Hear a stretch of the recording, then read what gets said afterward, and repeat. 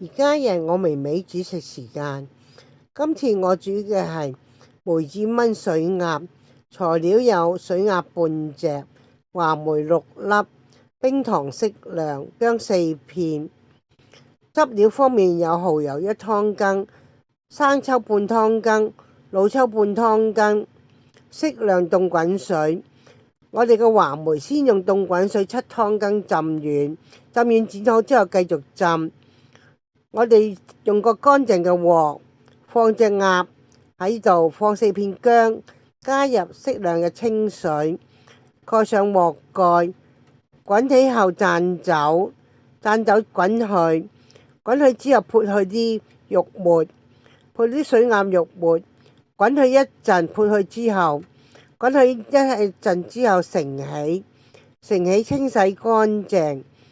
清洗乾淨嗰個鴨之後，我哋用生抽半湯羹、老抽半湯羹塗勻個鴨背，塗勻咗個鴨背之後，我哋係關咗個火，我哋開火，落啲油，關咗火唔好開火住，落油先，落咗油，我哋放咗個鴨背落去，開中火煎香佢，蓋上個鑊蓋，煎到佢香金黃色。關火，抹乾淨個鑊，煮個汁。汁料方面有蠔油1湯羹、生抽、老抽各半湯羹、話梅汁、冰糖。我哋係同時蓋上鑊蓋，我哋一定要令粒冰糖煮溶咗，我哋先至好將隻鴨背放下。我哋首先係將個鴨背放下，全個過程我哋係燜40分鐘。每隔8分鐘，我哋就揭起個鑊蓋，將啲汁淋咗鴨入邊，混喺鴨入邊，令佢更加入味。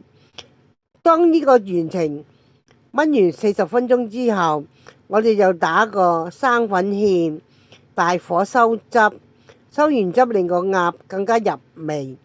收完汁之後，我哋呢個鴨梅子炆水鴨完成啦，汁料還汁料盛起，水鴨還盛起。水鴨盛起之後，我哋揾菠蘿半碟，之後我哋稍量就斬件。呢個水鴨好好味噶，啲肉都腍噶，好好味噶，唔韌噶。大家有興趣不妨試下啦，天時熱食都幾好噶。拜拜。